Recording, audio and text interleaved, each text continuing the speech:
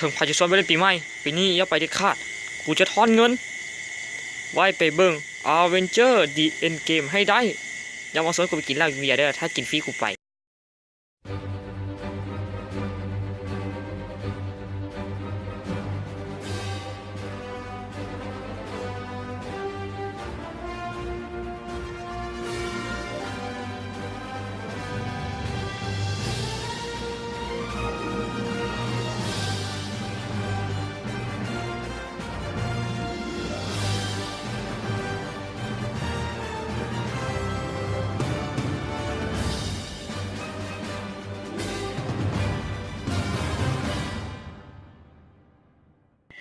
มันก็หันมองเข้าใส่แล้ว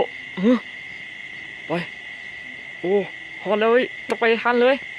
ด่วนเลยกูด่วนโอ้เอ้ยชิบหายแม่งหรือพวกเงินมาซัดปล่อยกันทอพวกเขาเย้ในสุดก็ออกสายแล้วมึงเป็นมึงอย่างนั้นเอ้ยกูก็ว่าแหละไปไหนกันท่าไปอุตส่าห์เก็บเงินมาตั้งดุลในสุดวันก็มาถึงวันที่พวกเขาจะได้ใช้เงินไปเบิ้งอเวนเจอร์น้ำกันพวกเขาเฮ้ยแมนต้องเก๊กรอไว้กล้องมาแล้วสูเท่มันใกล้สายแล้วไปเอาน้ำแต่งตัวท่าพ่อซะไปกันทอลูเอาแม่งเอ้ยซิบลืมจองปีลงหน้าเฮกได้กูน้ำไหนพวกเขา40,000ใจค่ะเข้าห้องบ่สู่เอ้ยมันออกสายแล้วสูไปต้องไปทางห้องแรกเลยพวกเขาน่ะไปดีๆไม่เฮาอายผู้สาวได้อีแม่ขอเงินแดงเฉาเฮ็ดยังเฮาสิไปเบิ่งเว้นเจอเย็ดมามึงรถไตชิบหายยังไงก็ต้องไปให้ได้มาแท่งเกือไปยังไงทันนี้มันปวดแม่งเด็กแม่พ่อคนแม่ส่งเงินฝากไว้ตายไปท่านอีฟ้าซ้ายท่ามึงเขาก็ได้บ่ได้เด้อน้องโอ้ยชิบหายมูกูมาซาแม่งเอ้ยถ้าต้องขอโทษเด้อน้องเด้อ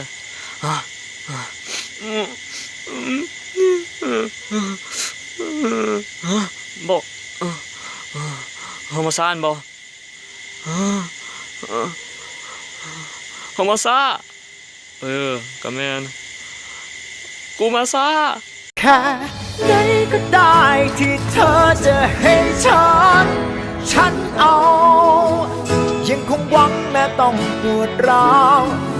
และก็รู้สักวันอาจเหงาแค่ไหนก็ได้และเพียงแค่เศษใจฉันก็เอาจะรับไว้เท่าที่มีคนเดินเท้าคนนี้จะไม่กี่นี่มันเกิดอะไรขึ้นฮะหรือว่ากูมาซาเชียวเงินกูพอเชียวตืมเงินดูขอดูสัก50-30นี่เท่าไหร่ก็ได้ขอเงินเด้อกูเฮ็ดเพื่อมึงบ่ได้เชียวกูเฮ็ดเพื่อมึงบ่ได้เงินกูว่าซ้ำนี่แล้วกูจะกลับไปเอาสปอร์ตให้ฟังเข้าใจบ่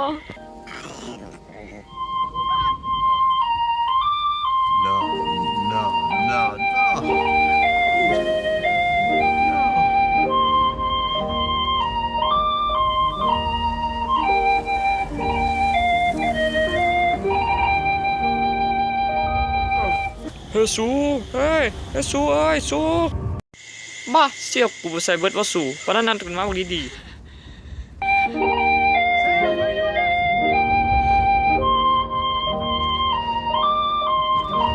ให้สูเตือนพอดมองเข้าห้องหนังแล้วนะพอดมองแล้วพวกตอนแหลพวกมึงมาซ่าเข้าใจบ่มันเป็นไปบ่ได้พวกเขามาพอดกันหัวนะแมนหรือว่าฮามาซะกูบูฮูนำนะกูไปก่อนเชียว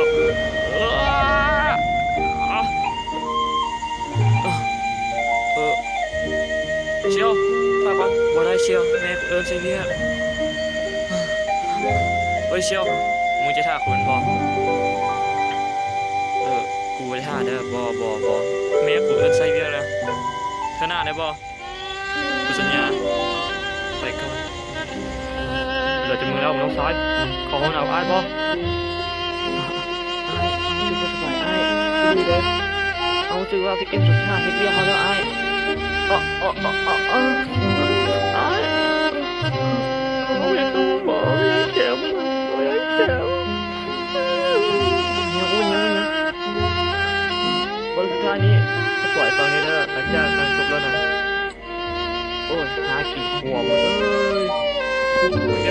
พีเขาไปจังได